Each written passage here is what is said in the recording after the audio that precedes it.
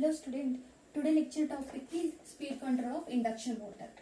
So in speed control జనరల్గా మనం స్పీడ్ని control చేసామంటే ఎఫిషియన్సీ మీద ఎఫెక్ట్ అనేది కంపల్సరీ ఉంటుంది. బట్ కంపల్సరీ మనకి స్పీడ్ కంట్రోల్ అనేది అచీవ్మెంట్ అనేది ఉండాలి. సో దాంట్లో మనకి టూ టైప్స్, ఒకటి స్టార్టర్ సైడ్ కంట్రోల్ చేస్తాం, రోటర్ సైడ్ కంట్రోల్ చేస్తాం. సో స్టార్టర్ సైడ్ కంట్రోల్ చేసినప్పుడు V/F control method, that is called as frequency control method. At the same time changing the number of starter volts and controlling supply voltage and adding rheostat of the starter side. So stator side rheostat add చేస్తాము, supply voltage ని control చేస్తాము, number of stator poles ని changing చేస్తాం, at the same time ఫ్రీక్వెన్సీని control చేస్తాం. So rotor side కి వచ్చేసరికి ఏంటంటే ఎక్స్టర్నల్ గా రెసిస్టెన్స్ యాడ్ చేస్తాం, cascade connection, and third one వచ్చేసరికి inject in the frequency EMF. So these are the different methods of speed control of induction motor. In your syllabus for method is V/F control method, means frequency control method. So అంటే మనం frequency control చేయాలి. So that is the main condition in frequency control method. General గా induction machine తీసుకున్నారంటే supply అనేది starter కి apply చేస్తే మనకి ఏమవుతుంది, రొటేటింగ్ మ్యాగ్నెటిక్ ఫీల్డ్ అనేది ప్రొడ్యూస్ అవుతుంది with synchronous speed. So rotating magnetic field అనేది మనకి ఏమవుతుంది, స్టార్టర్ కాబట్టి supply starter is nothing but stationary part. So rotating magnetic field అనేది సింక్రోనస్ స్పీడ్ తో రొటేటింగ్ మ్యాగ్నెటిక్ ఫీల్డ్ అనేది రొటేట్ అవుతూ ఉంటుంది. సో దానివల్ల మనకి ఏమవుతుంది, EMF అనేది ఇండ్యూస్డ్ అవుతుంది. సో ఎప్పుడైతే EMF అనేది ఇండ్యూస్డ్ అవుతుందో ఆ ప్రాసెస్ మనకి ఎలా ఎగ్జిస్టెన్స్ అవుతుంది, ఇండక్షన్ అనే ప్రిన్సిపల్ మీద వర్క్ అవుతుంది. అంటే ట్రాన్స్ఫార్మర్ లో ఉన్న ఇండక్షన్ అనే ప్రిన్సిపల్ మీద వర్క్ అవుతుంది. కాబట్టి E is equal to or V is equal to 4.445kTF. Here V is the or E induced EMF and 4.4 is the constant, 5 is the flux, K is the winding factor, and T is the number of turns, and F is the frequency. So in this condition flux is equal to V by 4.44kT5. మనం ఈ condition consider చేస్తాం అనుకోండి. For example ఇక్కడ మనం ఏం చేస్తున్నాం అంటే V/F అనేది కంట్రోల్, V/F మెథడ్ అనేది కాన్స్టెంట్ గా పెట్టుకుంటాం. సో ఎప్పుడైతే V/F అనేది కాన్స్టెంట్ గా ప్లేస్ చేసుకుంటామో ఫ్లక్స్ అనేది కాన్స్టెంట్ గా అవుతుంది. ఫర్ ఎగ్జాంపుల్ ఇప్పుడు జనరల్ గా సింక్రోనస్ స్పీడ్ ని కంట్రోల్ చేస్తున్నాం అంటే what is the meaning of that means NS is equal to 120F/T. So అంటే ఫ్రీక్వెన్సీ చేంజ్ అయితే ఆటోమేటికల్ సింక్రోనస్ స్పీడ్ అనేది చేంజ్ అవుతుంది.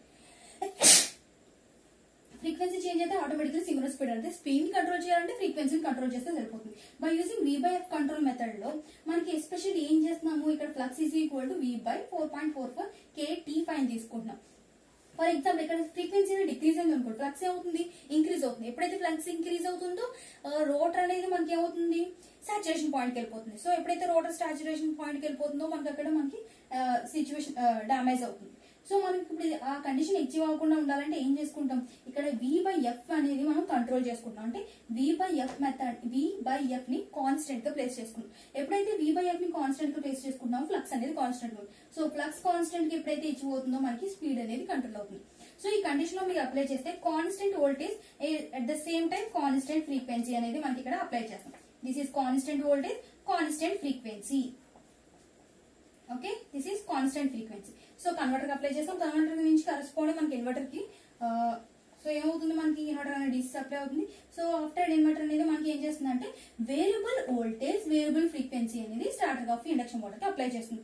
సో ఇప్పుడు అవుతుంది వేరియబుల్ వోల్టేజ్, వేరియబుల్ ఫ్రీక్వెన్సీ ఎప్పుడైతే అప్లై చేస్తామో స్టార్టర్ యొక్క స్పీడ్ ని మనం కంట్రోల్ చేసుకుంటున్నాం. So this is the V/F control method or speed control of V/F and frequency control.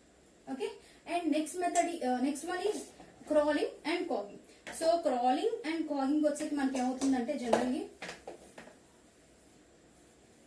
So crawling కాగింగ్ వచ్చేసరికి ఏంటంటే క్రాలింగ్ ఈజ్ నథింగ్ బట్ ఏంటంటే మనకి first of all induction machine అనేది లో వోల్టేజ్ అప్లై చేసినప్పుడు లో స్పీడ్ తో రొటేట్ అవుతాయి.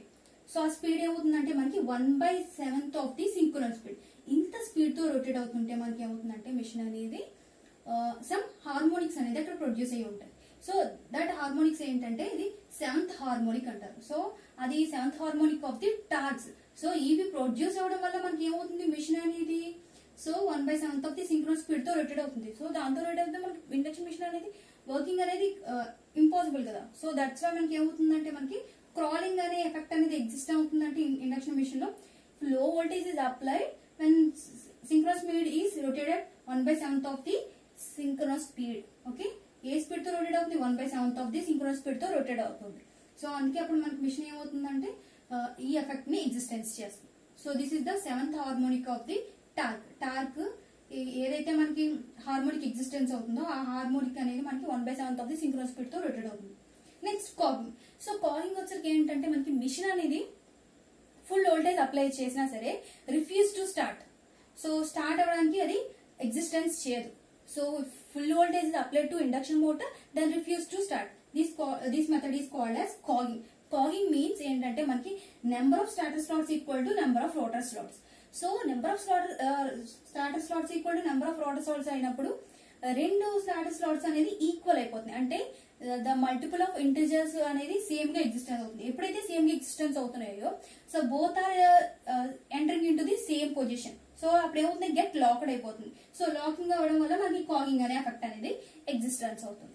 So cogging is nothing but number of stator slots equal to number of rotor slots. That means if full voltage is applied to the induction motor, then it refuses to start. This is called as cogging.